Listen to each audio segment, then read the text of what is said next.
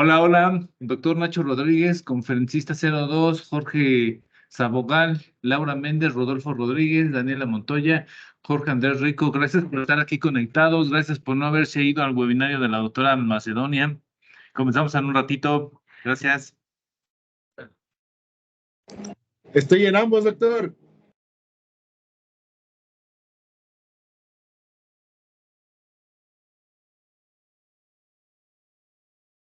Minutos. 9:42 en la ciudad de Bogotá. 9:42.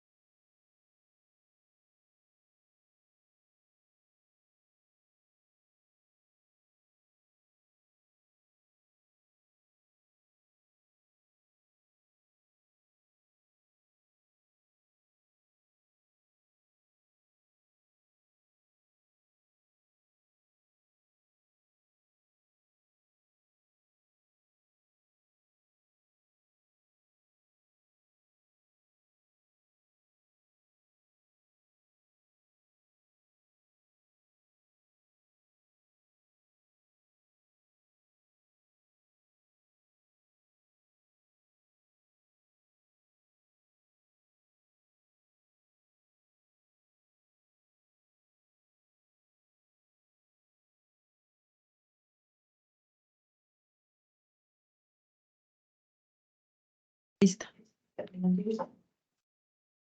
Adelante. ¿Quién va a empezar, pastor? Sí. Perfecto. Pues yo pregunto una cosa antes de que inicien. Entonces, según las informaciones que les voy a apuntar en la última de esta sala, estaré aquí. Información y propaganda en el marco de las guerras civiles. La última. Esa es la sala Sí, 2. no, es que Sí. está aquí lo que usted nos estaba diciendo y termina en esta parte. No. Él debe decir que acaba ahí. No está. Claro, ahora, sala 2, Torre 2. Sí. Sí, de 9:45 a 11. O sea, la última de esta sala. Ah, seguramente es remota. O sea, estas salas son 3. Sí.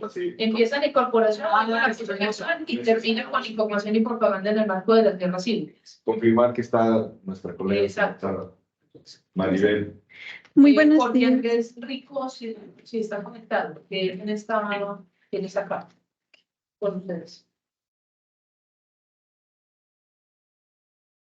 Buenos días, sí, acá estoy. ¿Me escuchan?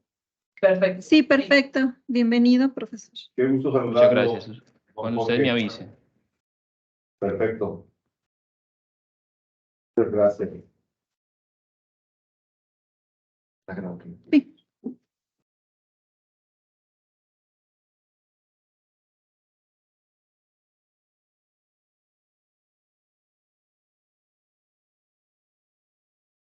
Muy buenas tardes, muy buenos días, apreciados colegas. Vamos a tomar inicio de la sesión correspondiente al viernes 29 de septiembre en el marco del 4º Congreso Internacional sobre Ética, Ciencia y Educación, que se efectúa en la ciudad de Bogotá, Colombia, del 27 al 29 de septiembre, siendo este el día de cierre. Tenemos el honor de contar con 3 ponencias, la primera a cargo del doctor Santiago Ángel Cortés Orellana, la segunda a cargo de colegas del Instituto Mexicano del Seguro Social, Leo Víctor Manuel Camarillo Nava, Danae Pérez López, Elizabeth López Rojas y Sandra Hernández Cid de León, y la tercera de la autoría de don Jorge Andrés Rico Zapata de la Universidad Católica Luis Ami.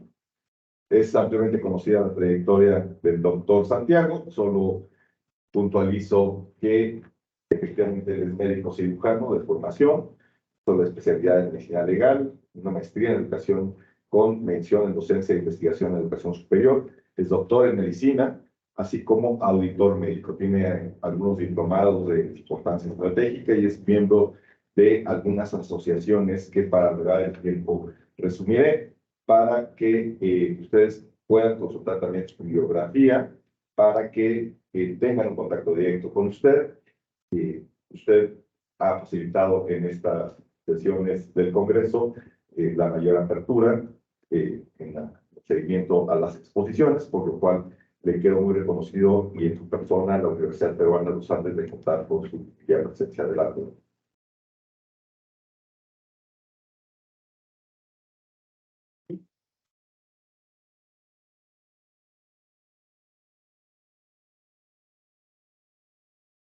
Bueno, muy buenos días.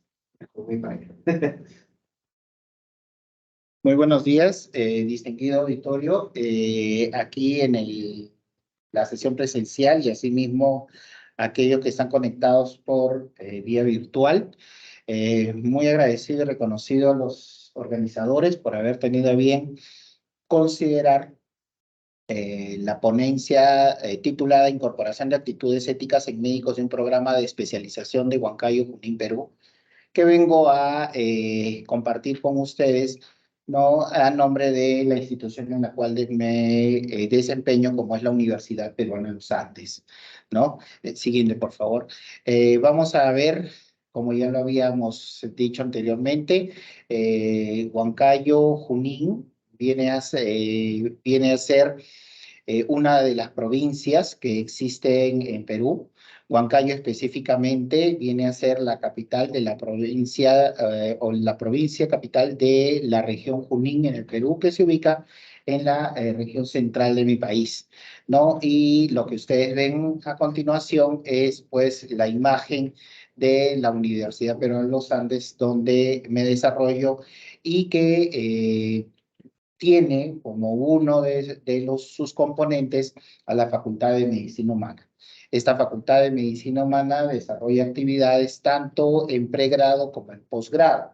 en posgrado desarrollamos el programa de residentado médico con 13 diferentes especialidades, las cuales tienen como escenario de actividades no solamente la provincia de Huancayo, sino además la provincia de Chanchamayo, ¿no? Que es colindante. Por lo tanto, entonces, este fue el motivo del desarrollo de esta investigación. La siguiente, por favor. Hay que tener en cuenta de que el programa de residentado médico busca pues dotar a los médicos cirujanos de competencias específicas en una rama de las especialidades médicas. Dentro de la Universidad Peruana de los Andes nosotros vamos a tener diferentes subprogramas, si se quiere decir, entre los cuales destaca pues cirugía, medicina interna, medicina intensiva, traumatología, cirugía, gastroenterología, medicina familiar, pediatría, ginecobstetricia, ¿no? Entonces, dentro de ello hay que tener en cuenta que el médico que se forma para ser especialista tiene que adquirir de manera progresiva y a lo largo de las diferentes rotaciones que desarrolla, competencias, capacidades que le permitan afrontar con éxito las exigencias que puedan haber por parte del entorno en cuanto a resolver un problema de salud específico. Hay que tener en cuenta de que de alguna manera el enfoque de atención que se tiene que incorporar en ellos es una capacidad humanística de sensibilidad y de alguna manera de condescendencia hacia las personas que acuden a la consulta privada o pública, de tal forma de que puedan de alguna manera presentar no solamente competencias desde el punto de vista cognitivo, no procedimental, sino sobre todo actitudinal, que le permitan pues establecer una relación médico-paciente adecuada y que de alguna manera pueda servirle para incorporarse a un entorno de manera correcta, de manera lo más propicia posible. Siguiente.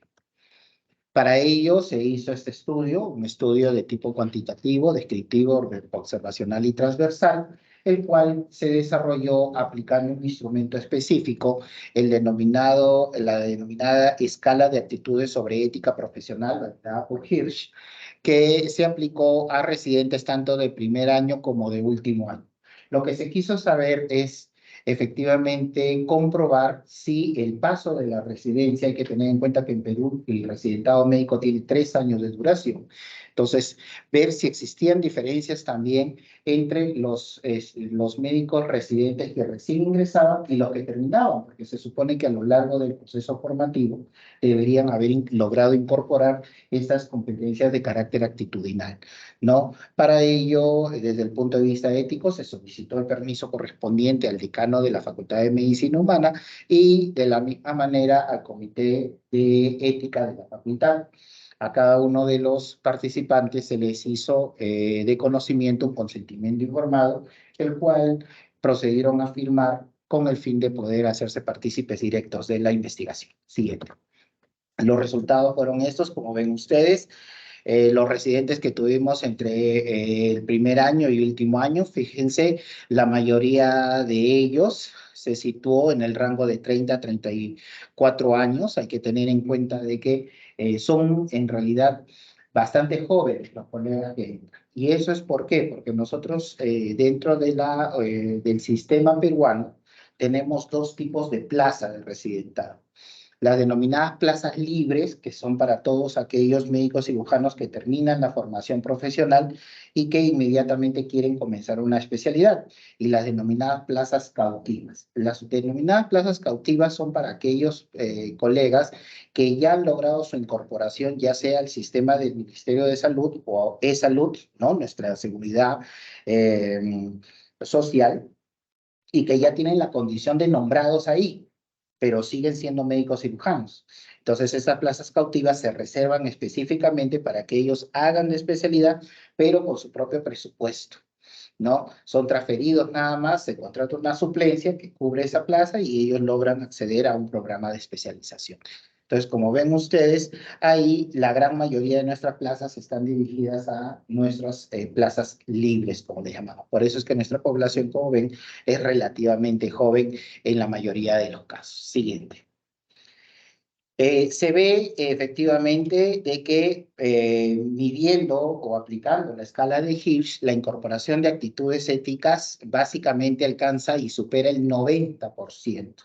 Y eso va muy de la mano con la formación profesional de pregrado que recibe el médico especialista o el médico residente. Hay que tener en cuenta que también los valores, como por ejemplo, ya lo habíamos mencionado, la justicia, la equidad, la independencia, el respeto, la honestidad, etcétera, son progresivamente ingresados e incorporados como contenidos transversales a lo largo de la formación de pregrado de todo profesional médico cirujano.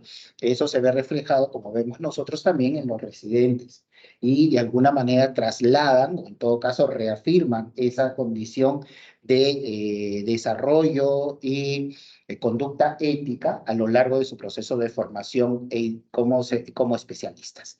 Vemos nosotros también de que entre el primer año y el último año vemos nosotros de que efectivamente hay también una predominancia en cuanto a lo que vienen a ser las especialidades médicas que tienen mayores niveles, si se quiere decir así, porcentuales de incorporación de valores éticos.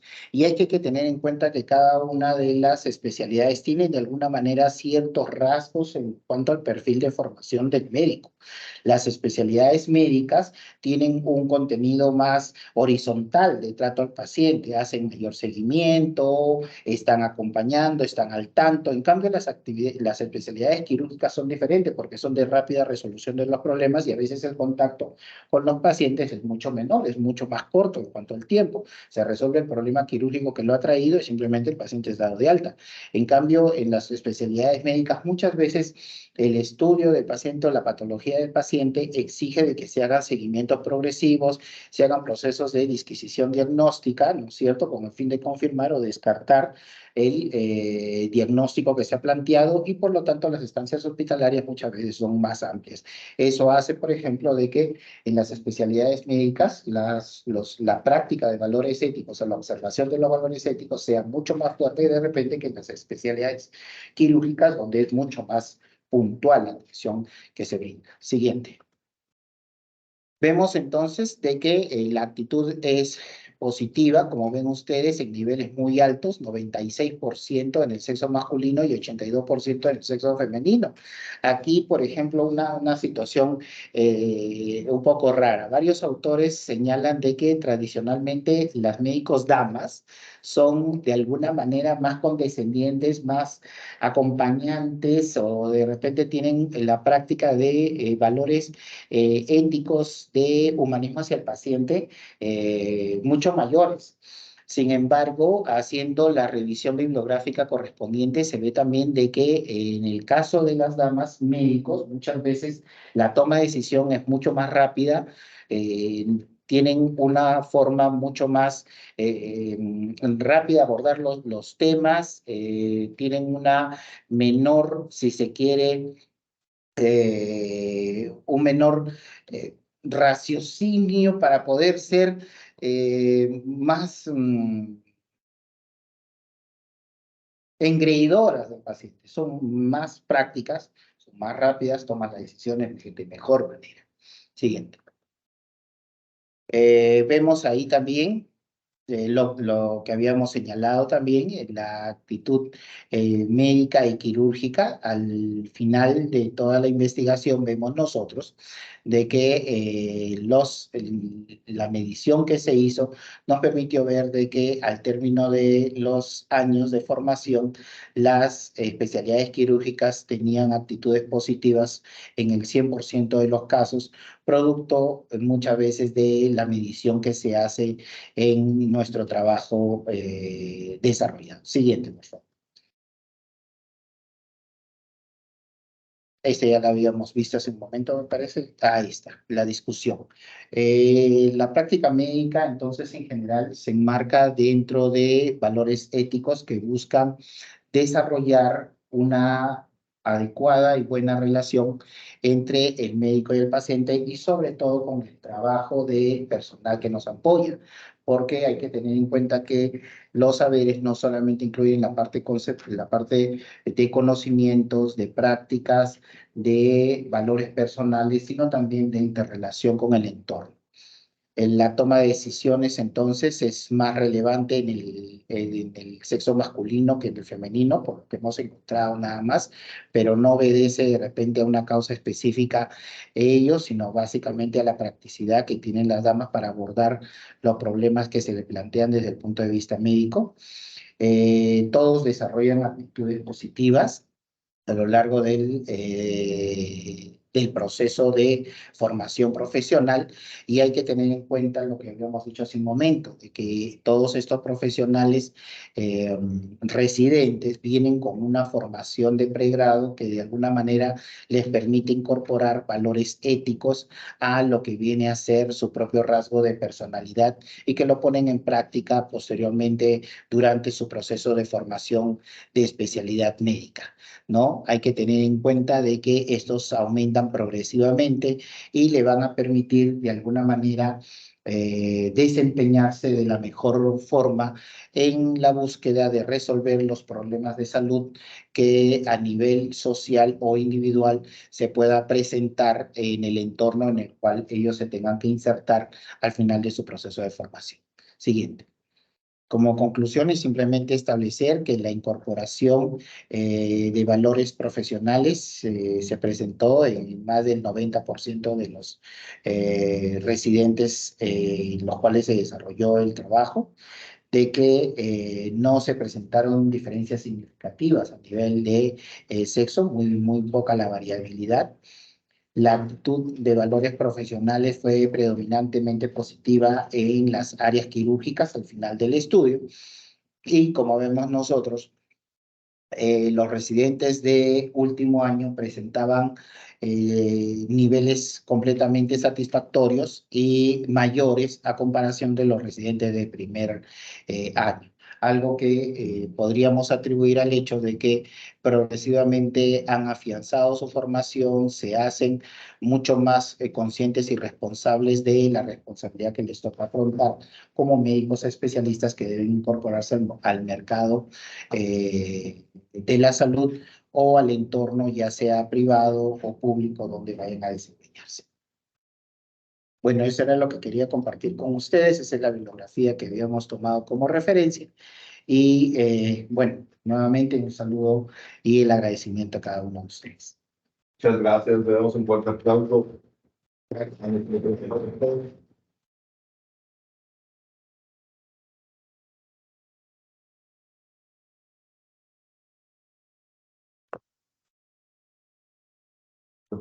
Se bloqueó.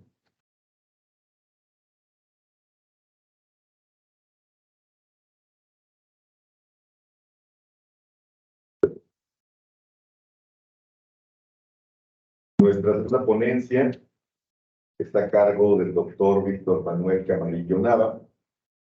Él es médico especialista en medicina familiar por la Universidad Nacional Autónoma de México, maestro en ciencias de la salud por el Instituto Politécnico Nacional, maestrante en administración de hospitales de salud pública por el Instituto de Educación Superior de Administración Pública, cuenta con formación docente institucional en el IMSS, profesor de metodología e investigación en cursos de formación de técnicos en enfermería y una larga carrera que al DVD les invito a revisar su semblanza completa. Él es un ejemplar funcionario de la administración del Instituto Mexicano de Salud Social en estos temas correlacionados. Adelante, doctor. Con la ponencia acoso sexual en médicos residentes, desde la insinuación hasta la consumación, prevalencia, impacto y medida de protección. Gracias, buenos días a todos.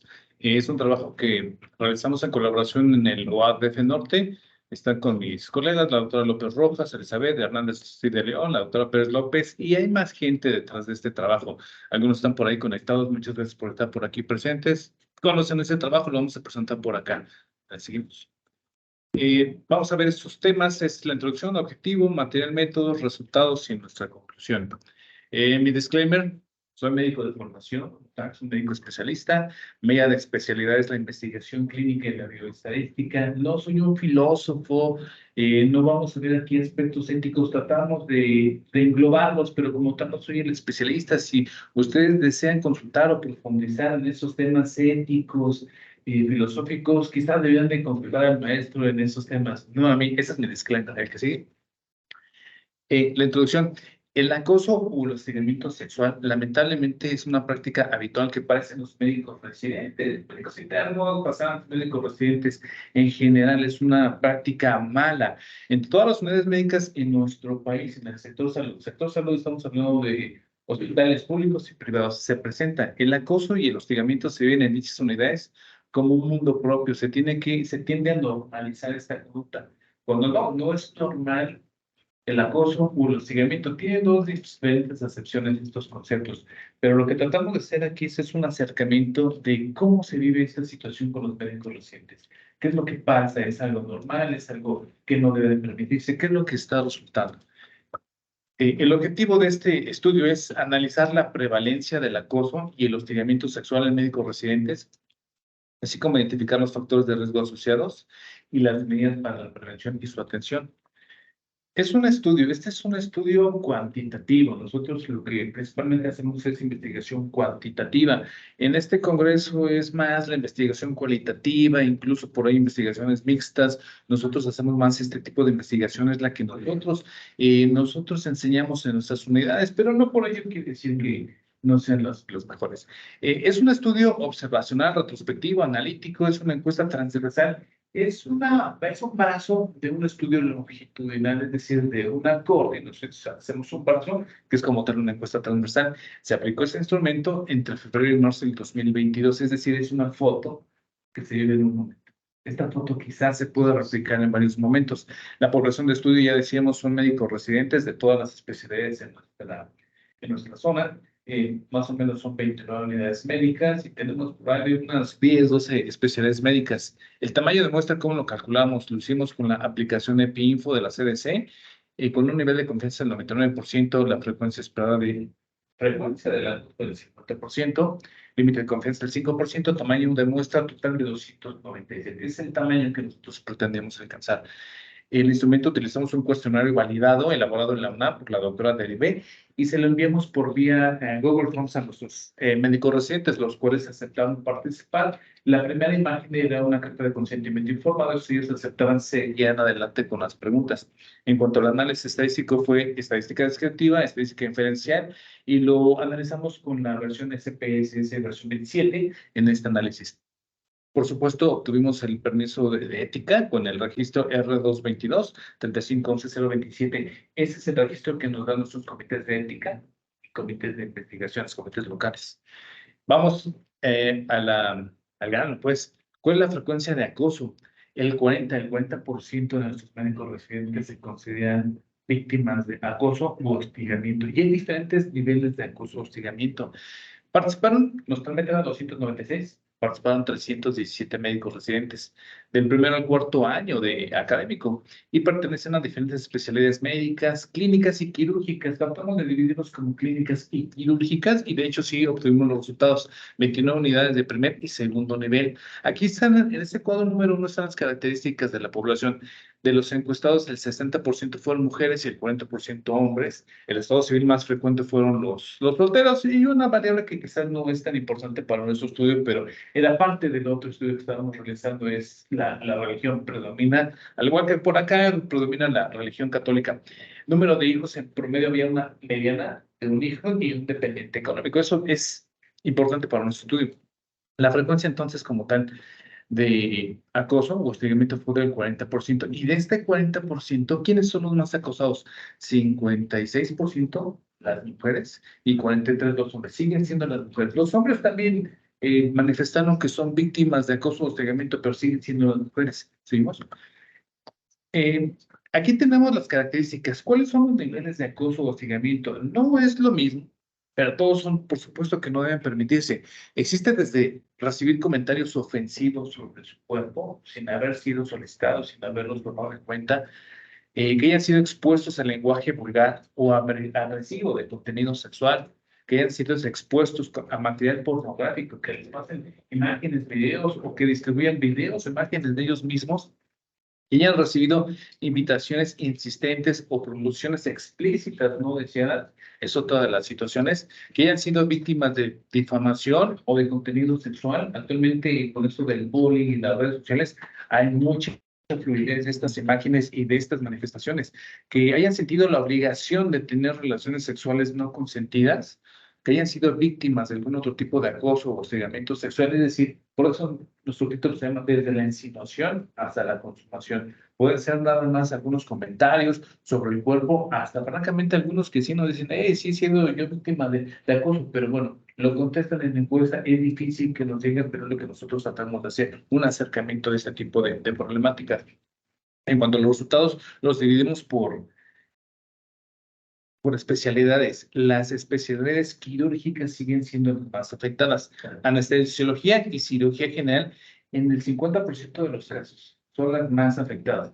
Las clínicas, por supuesto que sí existe, pero es en menor cantidad. Ahí está. Geriatría, medicina familiar, interna, pediatría, urgencias, ginecología también existe, pero estamos notando que siguen siendo las quirúrgicas las que son más afectadas por este tipo de problemáticas. ¿Vale?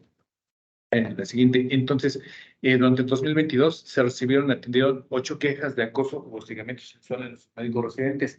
Es decir, de eso, nosotros tenemos un promedio de 600 médicos residentes, 600. De esos 600, el 40% sí han sido víctimas, pero de ese 40%, solamente 8 han levantado la voz. El resto no lo hacen. Y tenemos las vías, pero es algo que decimos, quizás es algo normalizado que no debería ser. Tenemos que acabar con esta idea. 8 quejas solamente de acoso o hostigamiento, por supuesto, se les dio respuestas, se les dio seguimiento, se les atendió. Los perpetradores, esto es importante, son los mismos compañeros. Este dato lo tenemos ahí en el escrito, ampliamente lo pueden revisar. ¿Cuál es el porcentaje de los compañeros que acosan, hostigan a sus compañeras? Los médicos de base, el personal de confianza son los principales perpetradores. Y es algo que les comentaba, no debe de verse como algo normal. Se observaron, se atendieron a estas personas, se les brindó el apoyo necesario. Desafortunadamente, pues algunos tenemos muchas trabas por ahí jurídicas, algunas trabas institucionales, pero bueno, se trata de hacer lo máximo que se pueda. Tenemos varias estrategias para atacar, para obedecer a esta mala racha, esta mala conducta. Una de ellas es la estrategia no lo dejes pasar. Es una estrategia que nosotros tenemos en línea para que los médicos residentes hagan su queja en línea. Se les ha dado a conocer de forma amplia la liga en la que pueden acusar, pueden hacer mención de este tipo de afectaciones.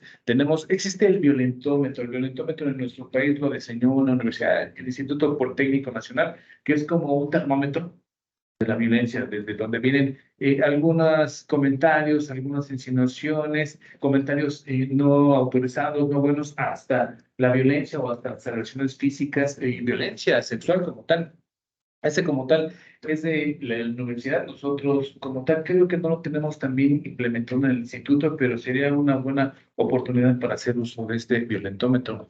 Tenemos también una línea de ayuda permanente que se llama Yo Decido, en el que se pueden comunicar, es decir, los médicos tienen tanto las vías electrónicas, las vías telefónicas, o incluso en las oficinas, en las oficinas de la delegación para hacer sus quejas y sus reclamos, sus denuncias como tal. Además de estrategias sociales implementadas en nuestra institución, como es el Día Naranja, Iguales en Derecho, nos unimos contra la violencia. Esto consiste en un día en ponernos una prenda naranja o un distintivo naranja. ¿Qué significa eso? Es que estamos en contra de este tipo de acciones, en contra de la violencia. No decimos solamente la violencia hacia la mujer, violencia hacia la niña, violencia hacia el adulto mayor y, ¿por qué no, violencia hacia el hombre? Este tipo de estrategia se realiza, como les decía, un día cada mes y tratamos de incentivar a los médicos en formación, tanto internos, pasantes y residentes, que son los que viven más en este tipo de situaciones. Tenemos otras estrategias más, cada una con sus diferentes vertientes, diferentes herramientas de auxilio, pero tenemos implementación en todas estas estrategias. Con todo esto, nosotros pretendemos acabar poco a poco con este problema. No es algo que se pueda resolver de la noche a la mañana, porque nos van saliendo algunas nuevas conductas. Por ejemplo, las nuevas conductas en las redes sociales es difícil que nosotros las podamos controlar, no podemos hacerlos, pero también se ve una gran cantidad de acoso y de violencia sexual por esas vías que salen de nuestras manos. Entonces, es el tema que queremos compartirle. Me parece que esta es la bibliografía que estamos utilizando. Por supuesto, es mayor la bibliografía. Tenemos una, por ahí cerca de 30, lo pueden ver ampliamente en nuestro escrito y en las novelas y cuando las compartan. Y quiero comentarles que este es un trabajo que hicimos con un grueso de colegas que está participando en diversas ramas de estas investigaciones. Ahí tenemos una pequeña foto, pero faltan más. Ahorita somos como 30 personas que estamos participando y son algunos de ellos. Ahí están mis teléfonos de contacto para cualquier duda, comentario y trabajos en colaboración, por supuesto. Y estamos aquí. Perdón.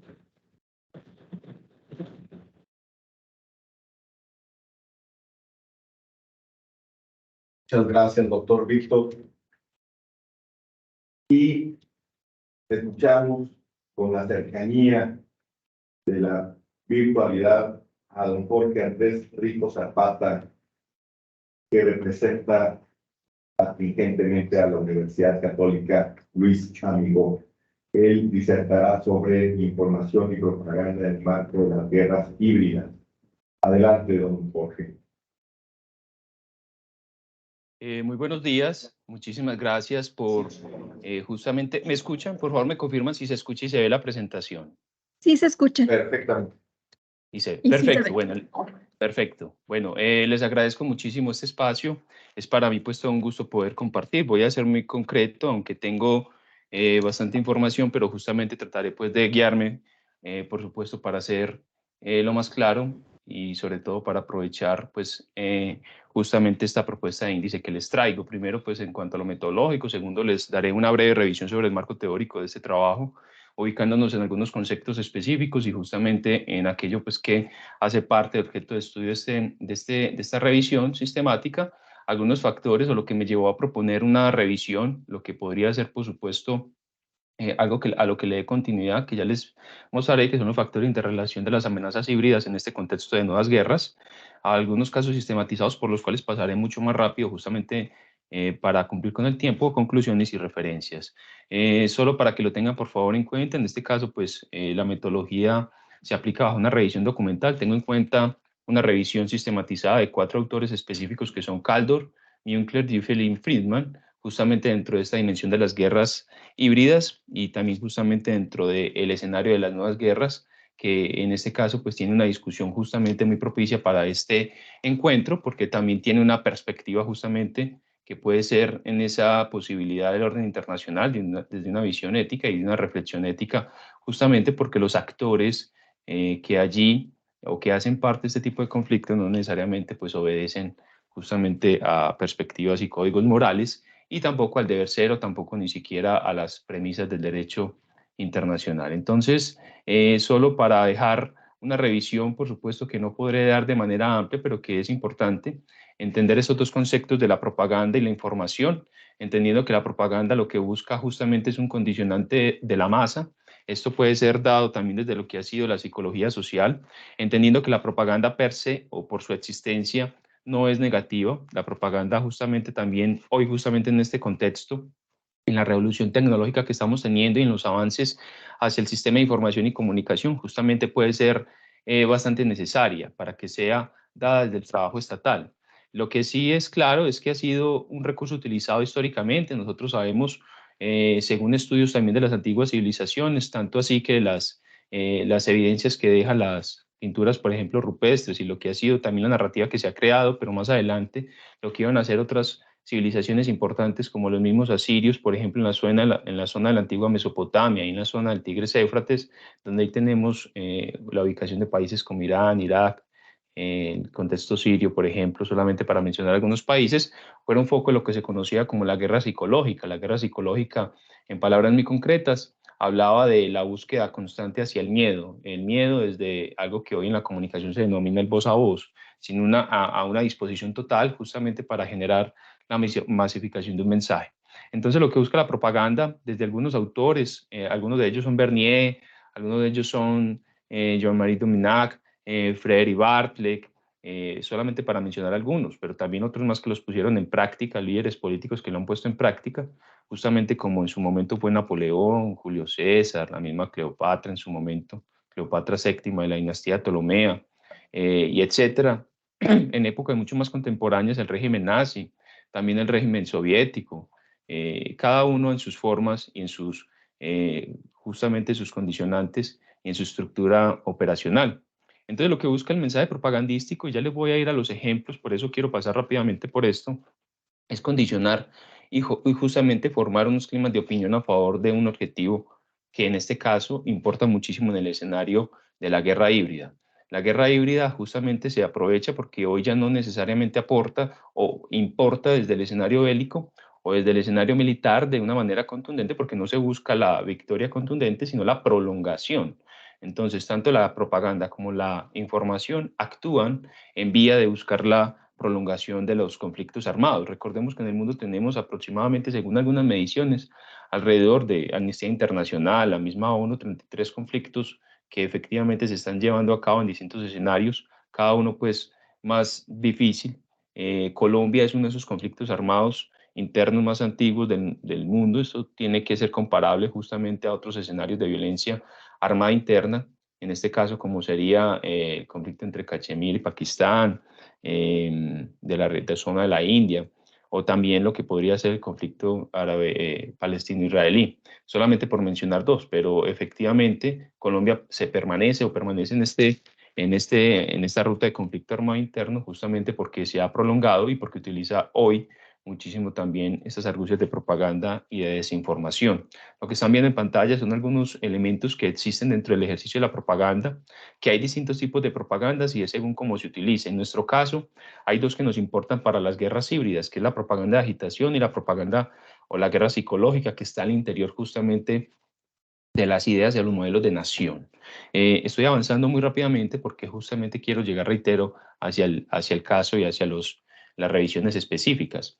De ahí, pues, obviamente esto ha tenido también un proceso de configuración, justamente las guerras de información, que se afianzan justamente en los modelos de globalización, donde importa muchísimo lo que se pueda decir en el orden político internacional y en la opinión pública mundial.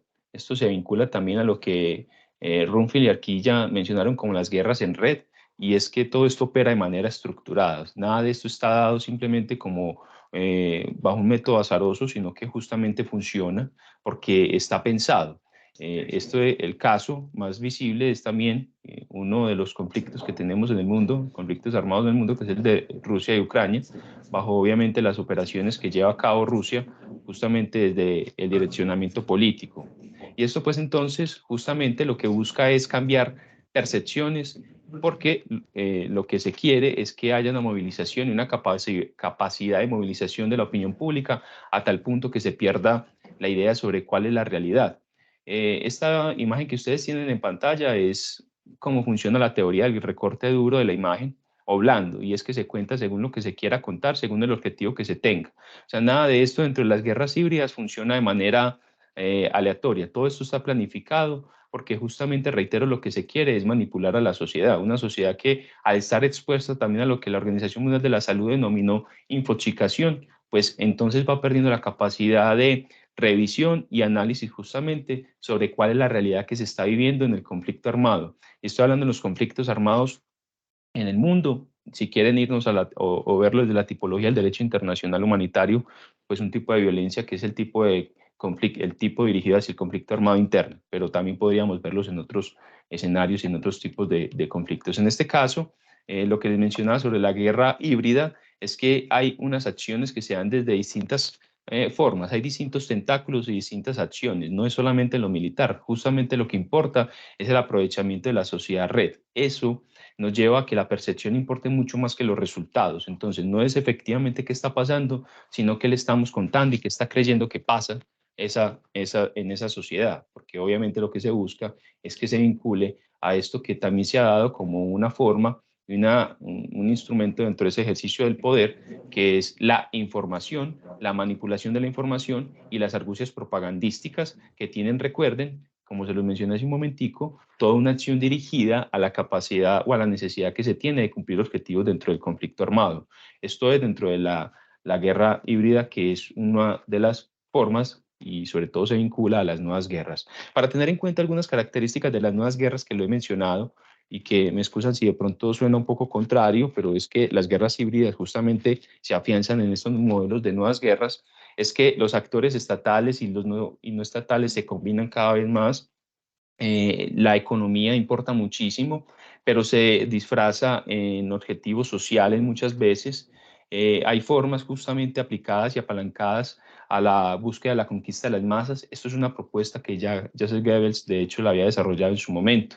Y de tal forma paso al siguiente elemento que me llevó a generar esta investigación, y es una propuesta de lo que yo considero es la guerra híbrida, en esto que propongo, que son los factores de interrelación de las amenazas híbridas en este escenario que es tan fundamental, en el cual yo me centro. Si ustedes ven en la pantalla, pues hay 4 elementos fundamentales que se pueden trabajar: el espacio, los medios y las formas, y la difuminación de reglas, que es un condimento justamente que tienen las nuevas guerras. Pero yo me ubico en este impacto esencial, que justamente es el que hace que el conflicto se pueda mantener, que sean efectivas este tipo de guerras, y es porque se está llevando un vínculo directo hacia la percepción popular. Esto significa hacia el ciberespacio, utilización del ciberespacio, el espacio cognitivo, que es la quinta capacidad o la quinta dimensión de la guerra informativa, la acción de la propaganda, y justamente permear en la credibilidad y la confianza. Ese es el insumo más importante. Por eso las acciones ya no se llevan directamente o necesariamente hacia la vía militar, sino que dentro del ejercicio de la vía militar, que sigue siendo importante, se acompaña justamente hacia la forma en que se tenga para minar la voluntad de la población. Y eso termina siendo fundamental porque es ahí donde se van ubicando los elementos que he ido pues, mencionando sobre las nuevas guerras, y justamente la guerra híbrida, que uno de sus tentáculos más fuertes y fundamentales es la información, la desinformación y la argucia propagandística. Aquí les voy a pasar rápidamente sobre algunos ejemplos que hemos tenido y que justamente me han servido de sistematización para tratar de comprobarles esto. Tengan en cuenta algo para el caso colombiano, que es uno de los casos que me gusta estudiar, y es que el caso colombiano presenta pues todas estas características. Hay una continuidad de la guerra por medios económicos, entonces se disfraza de ideas justamente o percepciones sociales que casan muy bien con la mentalidad en algunos momentos de la opinión pública, pero que no necesariamente ese sea el objetivo. No es la defensa necesariamente de premisas sociales, sino la defensa de la economía ilícita, por ejemplo, para decirlo de alguna forma. Entonces se disfraza en una pseudo revisión justamente hacia fenómenos que consideran que son loables, pero que necesariamente en estas nuevas guerras no pasa así, en las guerras híbridas no pasa así, porque lo que interesa justamente es continuar la guerra, no que se acabe, no que haya una victoria contundente. Este es otro caso que pues lo vemos en zonas, por ejemplo, entre Israel y la zona de Gaza, con lo que se conoce como la transferencia de culpa, y es buscar justamente qué se lleva a cabo en cuanto a el titular al día siguiente, o sea, quién termina siendo culpable al día siguiente en el titular. Estoy pasando muy rápidamente porque tengo varias informaciones. Este es un documento que quedó del Centro de Seguridad de Estados Unidos, justamente con respecto a dónde provenían hacia el 2021 las mayorías, o la mayor cantidad de noticias falsas sobre las protestas en Colombia, y pues algunos centros de atención bien importantes. Eso es transnacional. Recuerden que hoy funciona, y lo dice la Iniciativa Global del Crimen o contra el Crimen Organizado, que Colombia es el segundo país en el mundo después de República Democrática del Congo en tener mayor cantidad de grupos y estructuras criminales, lo que aquí conocemos como grupos armados organizados, por ejemplo, grupos delincuenciales organizados y grupos delictivos común organizados, por ejemplo, que son las tipologías que nosotros conocemos. Voy a avanzar. Este es otro caso más de propaganda directa, justamente por parte de uno de los grupos criminales organizados que tenemos en este país, que es el ELN, y que hacen propaganda directamente. Aquí tenemos otro tipo de usos y de formas que se llevaron a cabo, que son orquestaciones que son dirigidas directamente desde estructuras criminales y que instrumentalizan las acciones constitucionales que tiene la ciudadanía. Por ejemplo, como es la manifestación, la cual debe ser respetada, ¿cierto? Entiéndase, por favor, que en esta investigación no se quiere permear en la idea constitucional y la representación ciudadana y participación ciudadana que tenga en su criterio, en su deber y en su derecho justamente, sino que justamente se aprovechan de todas estas formas de operar, que es también ante una sociedad que posiblemente, como decía Humberto Eco, dejó escrito Humberto Eco, optimizan su operación o son idiotas útiles utilizando las redes sociales. Y eso pues entonces tenemos que tener justamente mucho cuidado porque hay una narrativa que se ha ido construyendo y que es utilizada como una argucia propagandística.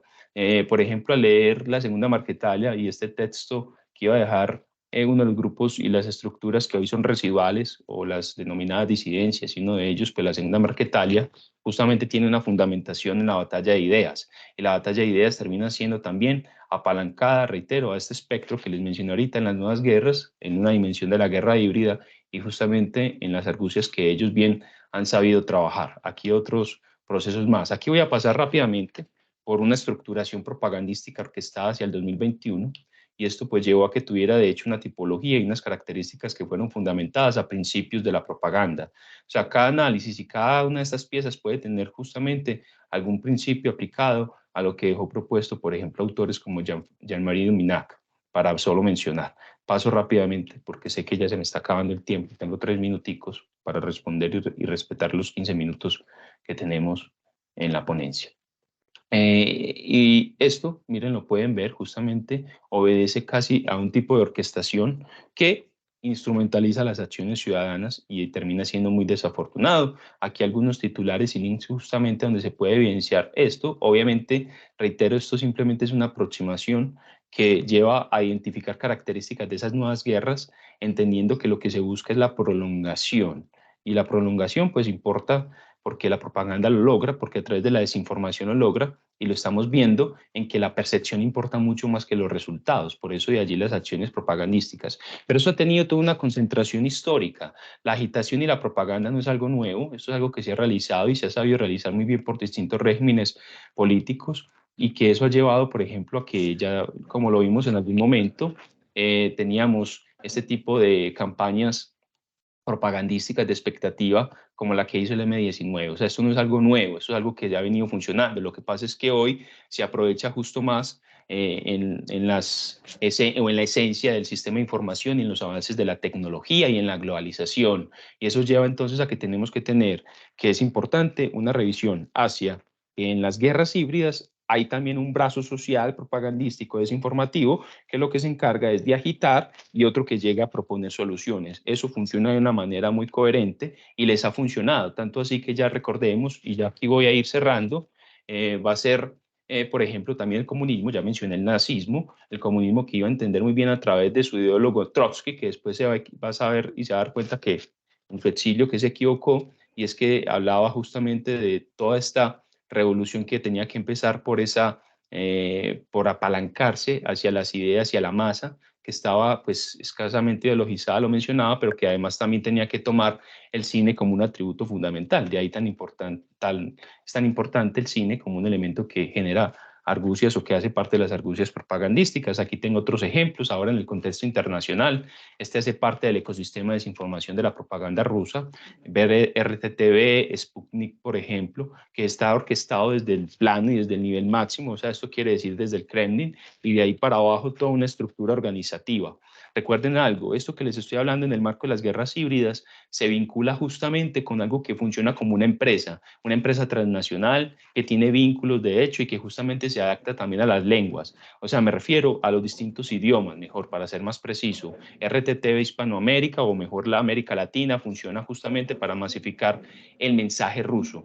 Y esto pues conlleva, sin duda, a que la desinformación, pero también las formas de ver la realidad, la visión y de crear amigos y enemigos, pues funciona para que se pueda mantener esa batalla propagandística en distintos contextos. Justamente esto pues entonces nos vincula a entender que en las guerras híbridas un sustento fundamental, reitero, y me sirve también como conclusión, es entender que no importa tanto la victoria militar, no importan las discusiones que se den en el plano militar, siendo importantes, por supuesto, sino que lo que importa es que se hace creer a la masa justamente para que efectivamente siga masificando el mensaje, simplemente como decimos a veces de manera coloquial, como borreguitos. Esto entonces nos lleva para concluir a entender que las nuevas guerras se adaptan en este escenario como el colombiano, pero también lo estamos viendo en otros contextos. El espacio cognitivo es fundamental y dentro del espacio cognitivo hay una relación directa hacia los sistemas de información y de gestión de la comunicación, no solamente a nivel fronterizo o al interior de la frontera, sino de manera transfronterizo o transnacional. Estas son algunas referencias, ya con esto sí termino, me excusan, me paso un minuto. Estas son algunas referencias justamente que tenemos para el trabajo, entendiendo pues que allí hay unas perspectivas que son justamente interesantes y que tal vez les podrá servir. Espero haber sido claro. Tuve que pasar muy rápido por un tema que es bastante grueso y que tiene una explicación mucho más concreta para cada postulado, pero que espero haber generado por lo menos alguna reflexión. Muchas gracias y un feliz día. Muchas gracias, apreciado don Jorge. No solo una reflexión, sino un profundo compromiso con la temática y, bueno, su perfil lo valida no solo en esta actividad, sino en la incidencia de sus investigaciones. Si me permite citar para el público de diferentes perspectivas, el que es usted magíster en estudios políticos de la Universidad Pontificia Bolivariana y comunicador social de la Universidad Católica Luis Amigó, estudio a cuya comunidad académica saludamos por todo agrado desde Bogotá, Colombia, estudios de defensa y seguridad por la Escuela Superior de Guerra, docente de la UPB y de la UPB en temas sociopolíticos, investigador miembro del Grupo de Estados Políticos de la Facultad de Ciencias Políticas de la UPB, dedicado a la relación de temas, como hemos visto, de seguridad, defensa, relaciones internacionales y relaciones cívico-militares, cuyo trabajo de investigación se titula Las relaciones civiles militares en un escenario de post-acuerdo de Nunca. Es muy conocedor de las temáticas y yo le reconozco de nombre y ahora en imagen. Le saludo, don Jorge. Bueno, tenemos algún espacio de 27 minutos y les voy a consultar a los colegas en virtual si tienen alguna pregunta, a los colegas en presencial si igualmente quieren hacer alguna pregunta a alguno de los dos ponentes in situ o a nuestro ponente en línea, mientras me permito formular algunos puntos para ellos. Para usted, don Jorge, ¿cómo perciben la capacidad del liberalismo democrático para atenuar los populismos?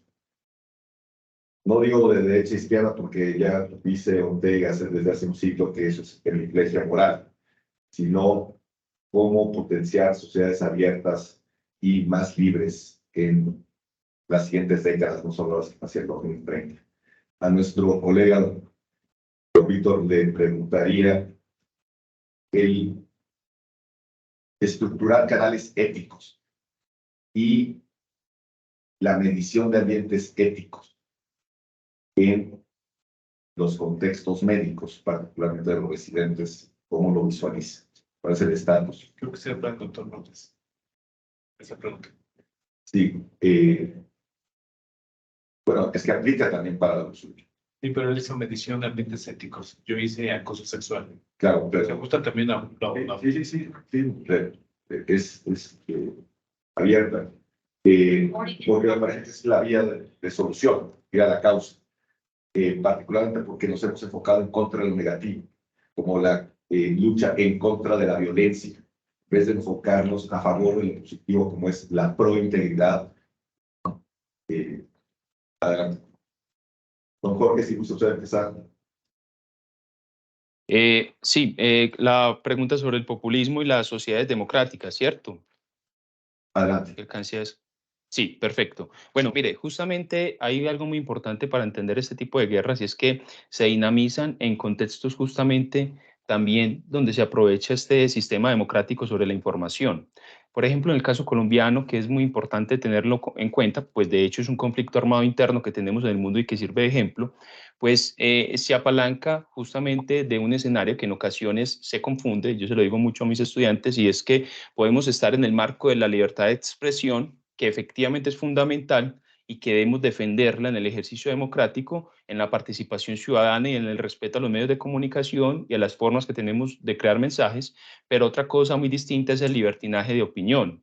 Eso nos lleva a que en muchos escenarios justamente estamos teniendo y estamos cargados de información o desinformación que se apalanca este sistema democrático. En este modelo también, pues, por supuesto, que no solamente lo aprovechamos los ciudadanos, sino que también lo están aprovechando otras estructuras, otros tipos de grupos. Y eso pues entonces termina siendo muy difícil porque no hay una zona que pueda realmente limitarse. Esto es como una zona gris también de la guerra híbrida. Entonces hay un ejercicio constante para generar mensajes, para masificar mensajes, pero también se cae en este juego del todo es posible y todo vale, justamente porque estamos en un sistema democrático. Entonces, entiéndase, por favor, bien, no es que yo quiera ir en contravía del sistema democrático, no faltaba más, por más que Manuel Castells, un teórico o un analista internacional en este momento como Harari, proponga que hay una discusión, sobre todo en el ejercicio de la democracia liberal.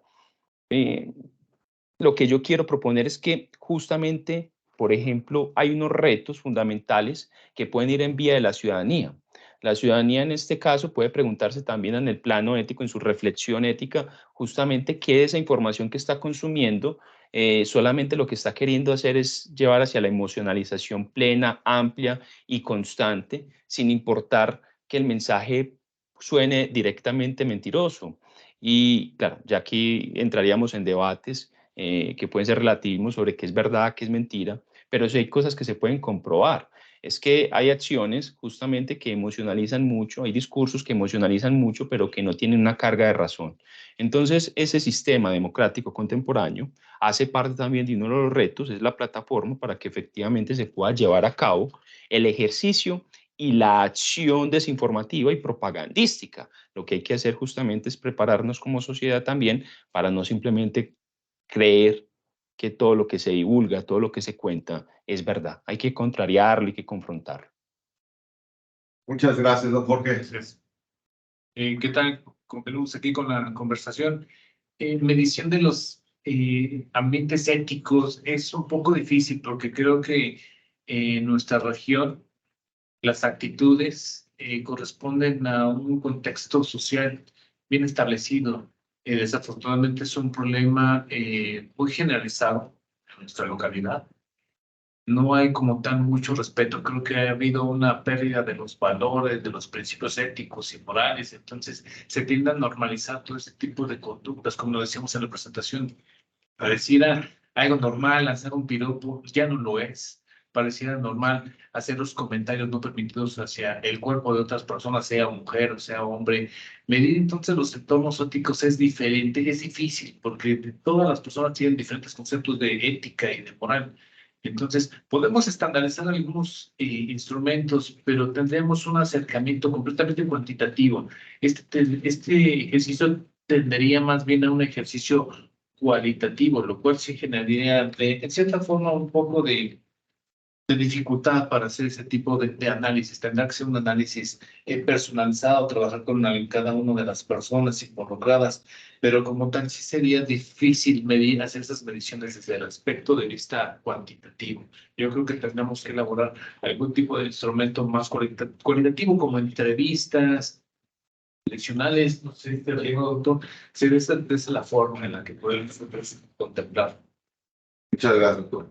Sí, muy buenos días. Creo que como comentario sí cabría muy bien lo que acaba de señalar el maestro, ¿no? Definitivamente creo que tendría que irse a una investigación más cualitativa que explore las diferentes aristas que tiene el problema, y hay que tener muy en cuenta de que los aspectos éticos son difíciles a veces de medir porque muchas de las estructuras que se llevan en medicina son muy jerarquizadas, ¿no? Desde el director del hospital, el jefe del departamento, el jefe de servicio, el jefe de residentes, el jefe de internos, etcétera, etcétera.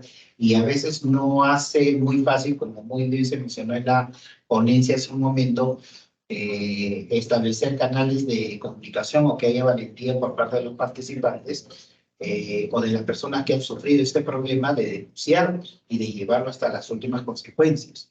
¿no? De alguna manera es muy acertado el comentario que se hace de que hemos llegado a un nivel de normalización, desafortunadamente, de estas actitudes que definitivamente debemos procurar desterrarlas, ¿no? Yo creo que son diferentes factores los que están ahí, desde las cuestiones de formación profesional hasta las mismas estructuras mentales que algunos colegas manejan desafortunadamente una vez que inician la práctica en los hospitales o de repente en el ambiente donde se desempeñan. ¿Alguna pregunta? En este caso yo difiero un poquito porque lo que queremos romper es esa parte de estructura jerárquica, o sea, ya no que sea ascendente. Y algo que muestran los resultados que presenta el doctor Camarillo es que el acoso u hostigamiento, y en este caso ya hay entre pares, ¿no? O sea, ya son entre mismos compañeros. Ya no solo estoy hablando del director o de un jefe de servicio, sino es entre ellos mismos que debemos de reforzar estos valores éticos, morales, y pueden cambiar entre seres humanos, pero la ética sigue siendo la misma. Aquí en Colombia, en Perú, en Bolivia, en México, los valores sí, siempre van a ser los mismos. Entonces, sí va a ser una parte cualitativa. Tenemos que ver por qué se pierde, pero tenemos que romper ese esquema jerárquico que existe todavía en medicina. ¿Qué te ha parecido esta sesión? Siento que como mujer sí se puede opinar mucho en el ambiente estudiantil.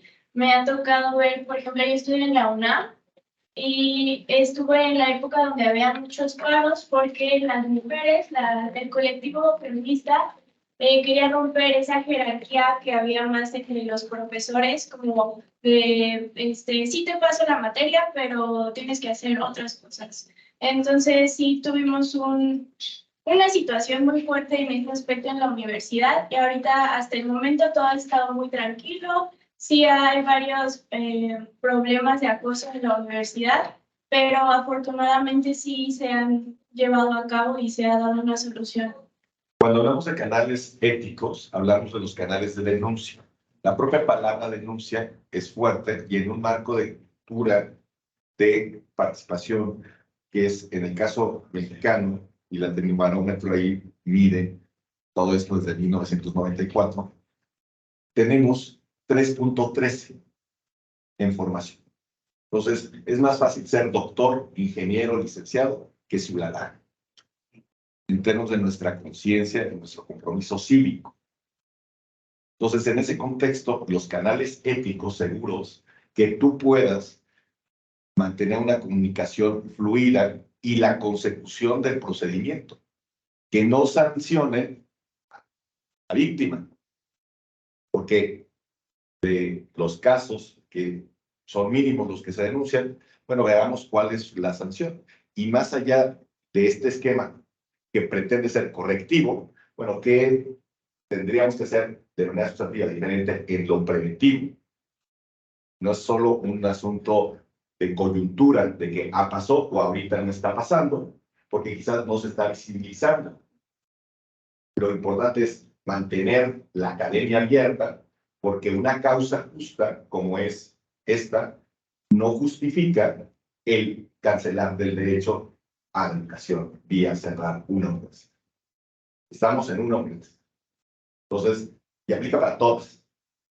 Además que las que están en manos de los gobiernos o en manos de las autonomías y al final del día operan de una manera específica, sin una corresponsabilidad con lo público, a pesar de estar enmarcados en ese contexto, pues se complica. No ser un número de cuenta, y te lo digo yo también como egresado de la UNAM, sino cada individuo que como estudiante, como profesor, como investigador, como administrativo, como etcétera, pues tenga la certeza de que está en un contexto de integridad. ¿Hay algo que quiera usted aportar, don Víctor, al respecto de esta temática que se haya quedado en el tintero? ¿Cómo ve para el año que entra la participación del IMSS en la 5ª edición del Congreso Internacional de Ética, Ciencia y Educación? Este es un mensaje para nuestro amigo Zoé Robledo. Cuéntenos. Esperamos que nos escuche hasta allá. Muy bien, hemos participado, ya es nuestro segundo año consecutivo, esperemos que el tercero, me parece que es el de allí. Siempre sacan la convocatoria, nos invitan y nosotros gustosamente participamos. Queremos hacerlo más extensivo tanto a nuestras unidades como a otras delegaciones. Vamos a hacer la difusión, por supuesto, y ojalá pueda crecer más la participación de las instituciones mexicanas, no solamente la nuestra. La mayoría de los que asisten aquí a este congreso son universidades. Nosotros como institución de salud venimos a representar ahí un pedacito de ese trabajo, pero la investigación que se hace es muy vasta, es vasta en el instituto. Podemos hacer un buen acopio de esos trabajos de investigación y compartirlos para quienes se quieran sumar. Yo creo que sí podemos hacer ese trabajo y sumar esfuerzos para el siguiente año en Medellín. Y para llevar a México la sede. Estaba pensando que en 2 años Claro. se haga en Querétaro. Estábamos platicando con, se me fue el nombre de la doctora, se me fue el nombre, Hilda. pero Hilda, la doctora Hilda, ya se jubiló, pero dice que ella estuvo preparando a más gente para que sigan sus pasos y ojalá se pueda lograr. Estaríamos más cerquita, ¿no? Nos quedaría más cerca. Y hacemos recíproca la amable anfitrionía de la cual hemos gozado en Colombia. Hay que armar una estrategia interorganizacional, efectivamente, de todas las instancias mexicanas. Yo me siento profundamente orgulloso como mexicano de que el IMSS esté presente. Me parece que tienen que estar muchas universidades mexicanas, muchas instancias públicas y privadas, porque el tema ético, la perspectiva ética, es un tema estratégico, no solo cosmético, no solo retórico, al contrario, incluso de pertinencia económica. Las inversiones fluirán donde haya probidad, donde haya contextos comprobados de ganar, ganar, ganar, particularmente en políticas de cumplimiento y de contextos éticos. ¿Alguna mención desde el Perú en Bogotá que quiera usted formular? Sí, solamente señalar de que efectivamente hay que, como señalaba, hay que rescatar lo bueno y hay que potenciar lo que tenemos. Y en todo caso propiciar que este se dé. Tenemos todavía barreras de diferente índole, básicamente cultural, pero tenemos que irlas venciendo poco a poco. Y eso depende de un compromiso sincero por parte de nosotros mismos, como semillas, si se quiere decir, que inicie esto, y posteriormente irlo replicando y extendiendo a los colegas, ¿no? Progresivamente. Y sobre todo que los alumnos, para las cuestiones éticas, piensen desde temprana edad a darse cuenta de que ellos valen mucho, que tienen una gran responsabilidad en su proceso formativo de en algún momento llegar a ser ciudadanos plenos y lógicamente conscientes del papel que les toca representar y jugar, ¿no? Más adelante en la sociedad. Como ciudadanos de las Américas, la verdad es que celebramos que tengamos estos espacios de celebración, de encuentro. Es un reto, no solo ser ciudadanos locales, ciudadanos nacionales, sino ciudadanos de las Américas. Ahí tenemos la Carta Democrática Interamericana, que coincidentemente se firmó el día en que se cayeron las Torres Gemelas. Entonces, es un mensaje que tenemos que tomar. No podemos dejar que la globalización caiga, que las economías abiertas caigan, que las sociedades abiertas libres caigan. Al contrario, necesitamos corresponsabilizarnos con el ganar, ganar, ganar, desde lo público, lo privado, lo social. Pues ha sido un privilegio. Apreciado, don Andrés, ¿algo que quiere usted formular de fin? No, solamente agradecer. Espero justamente que estas reflexiones se sigan dando de manera interdisciplinaria, que efectivamente podamos sentarnos a conversar sobre distintos temas que en ocasiones también terminan siendo de pronto muy vistos desde cierta apatía, y que justamente este tipo de encuentros en la academia es donde se tienen que dar estas conversaciones. Créanme que yo me nutro justamente de lo que ustedes mencionan, siendo totalmente pues desconocedor en cuanto a lo que ustedes hablan dentro del sector médico, pero que justamente sí nos lleva a una reflexión ética, y lo digo desde mis estudios en doctorado en filosofía, justamente en cuanto a la dirección que tenemos que tener las distintas áreas, las distintas profesiones. Entonces, para mí es muy importante que estos espacios se permitan, que nos podamos vincular, que generemos redes, porque en esa visión de generar redes nos aislamos justamente a veces de esos egos profesionales que no dejan que se dé un crecimiento mancomunado y que nos permita revisar que hay un montón de factores que se relacionan. y se relacionan, y que seguro si nos sentamos en una mesa de diálogo, de conversación y construcción, podremos tal vez dar propuestas a temas que están sobrediagnosticados y que no les hemos encontrado todavía una propuesta de solución efectiva, como es el tema que traje, que es el de las acciones armadas, el de la violencia, el de lo que se denominan guerras, la guerra híbrida. Entonces, bueno, no, agradecerles muchísimo y solamente pues estaré siempre atento y en disposición para lo que se pueda aportar. Muchas gracias. Pues este fue un contexto híbrido de paz. Que Así es.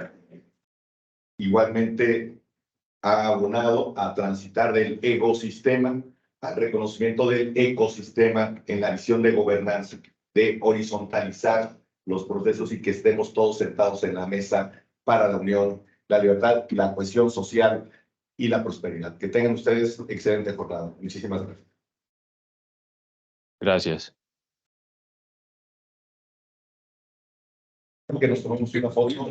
No se vaya, don Jorge, para que salga usted ahí al lado de sus colegas.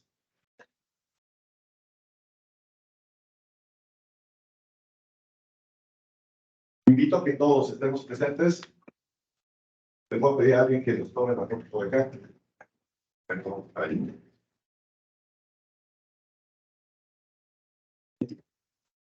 Ahí nos quedamos ahí. Sí. Sí. Yo más cerca de una foto, se vamos a agradecer. Vente, campeón. Acá. Se llama. Adelante. Mira, ahí nos voy a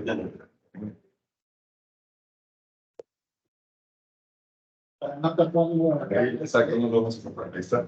Perfecto. Adelante. Al lado está usted, ¿desde qué año? Hola. ¿Ya vio? Vale.